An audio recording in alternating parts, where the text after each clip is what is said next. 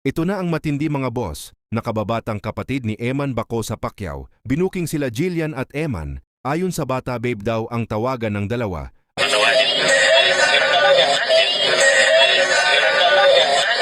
Ayan po mga bossing, inuulit-ulit pa ng bata na babe, babe. Kaya marami na naman ang mga kinilig sa nakapanood ng video na yan. At sabi nga nila, hindi daw marunong magsinungaling ang bata.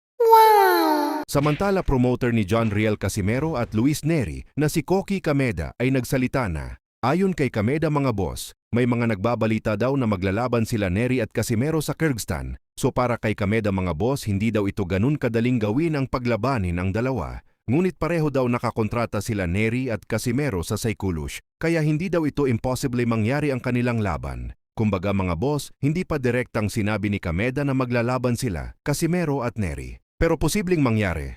Akala ko pa naman, mag-a-announce na si Cameda dahil Marso na ngayon at Abril na sa susunod na buwan. Pero hindi pa rin natin alam kung sino ba talaga ang makakalaban ni Casimero mga boss. Samantala sa isang FB Live naman ni Kuya Lods Jason Casimero, kung saan nabanggit niya na ngayong March 10, malalaman na kung sino ang makakalaban ng kanyang kapatid na si Cuadro Alas. Matatandaan ang mga nauna nating vlog na kung saan sinabi ng Team Casimero na si Kuyang Joseph Rivera na hindi pa si Luis Neri ang makakalaban ni Casimero sa buwan ng April dahil may isa pang nakapila at pagkatapos daw niyan si Luis Neri na ang kasunod. Nakabalita na saan mo guys? Nakabalita mo? Oy! Kasi kontra na guys. Kasi kontra. Kasi kontra ni Cuadro Alas. Ilyas. Inchakal.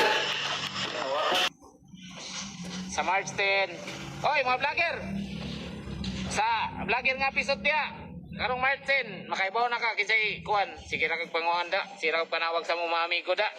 Sira kag pangutana kanasan duwa o kinsang kontra. So, nambalos-los kay ka ba kanang kuan kay ka ba? Plus sana usa nang kuan tol kanang plastic. La ana ba tamig-tamig. Tawag na. Ha? Balimbing. Oh, balimbing kay ka. Dawa, wako nagpangana basta pangalan na tagag bisot, balimbing kay ka, sira ka kanana, idol.